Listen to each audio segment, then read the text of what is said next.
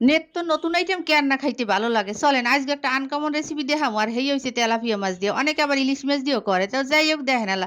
Tilapia মাছ লইয়াইছি আর tilapia মাছগুলা কাল তাজা কাল দেখছেন দল্লি লাভ হয়। যাই হোক তাজা মাছগুলা মুই আবার কাইটে কুটে রেডি করে হেলাইতেছি। এখন ধুইয়াও হেলাইছি। ধুইয়া হেলানোর পর কি করি দেখেন। এইদিকে মুই একখান মাছ লইয়া লইছি। একখান মাছে দুই হান মাঝখানে হইছে আর লেজ কলা দুইটা। এই চাইর হান মাছ মুই ভালো করে তেলের লাগে ভাইজা লইতেছি কড়াইতে করে। দেখেন এলা কত সুন্দর করে কালি ভালো করেই ভাজতে হবে এক কথায়। যাই হোক হেয়ে পরে এই তেলের লাগে দিয়ে দিছি পেঁয়াজ আর রহুন। পেঁয়াজ রহুন ভালো করে ভাজবো আবারও। এখন এই এর লাগে আবার শুকনো মরিচও টাইলে লইছি বুঝছেন? এইদিকে সব ভাজা টাজা হারাই এখন একালে একটা প্লেটে হাজাই লইছি। হাজাইয়া এখন এই মাঝখানে যেই দুখান মাছ লইছি না, এই মাছ দুহান মুই আবার কাটা বাছছিলাম ভালো করে। কাল কাটা কোটা যে মোড়ও না থায় হেয়ে ভালো করে দেখে হইনে বাছতে হইবে তো বাছতে আসি। বাছা টাছা হইয়ে গেলে এইদিকে আবার মুই আবার কি করবো এই যে আলু সেদ্ধ করে লইছি না, হে আলুগুলো মুই আবার ভালো করে ডলিয়ে লুম হাত দিয়ে বুঝছেন?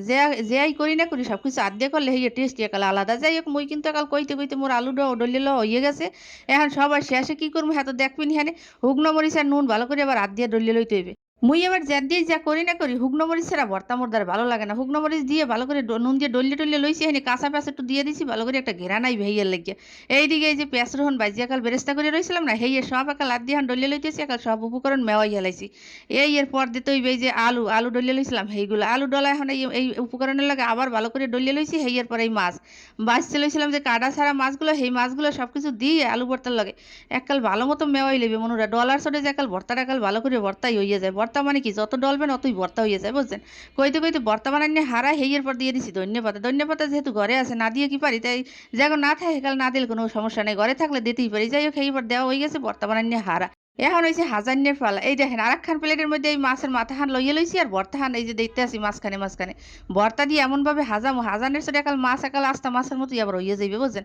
এই হাজান্নেটা আপনারা দেখে লইন ভালো করিয়া কারণ এইটা দেখে বানাইলে আপনারাও কিন্তু এরকম করেই বানাইতে পারবেন। কইতে কইতে মোর হাজান্নে হয়ে গেছে নিচে পিছে লাগাই দিছে লেজটা ভাজা লেজটা দিয়ে দিছি একাল এখন একাল আস্তা মাছের মতো আবার হয়ে গেছে না দেখছেন?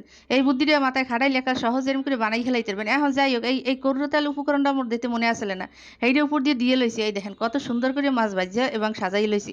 এইদিকে মুই আবার ভাতও লই হেলাইছি বোম্বাই মরিচ একখান লই হেলাইছি বোম্বাই মরিচ লই এই লকে যে দুটি ডলিয়ে লওয়া যায় কি কম মনোরা গেরান আর গেরান বোম্বাই মরিচের ঘেরানের ঠেলায় পেয়ারে ভাজ যাবি কেমনে এমনি হেইয়ের পর মুই আবার ভর্তা লইয়ে লইছি। এই দেখেন এলা মাছের মাঝখান দিয়ে কাল ভর্তা লইয়ে লইছি।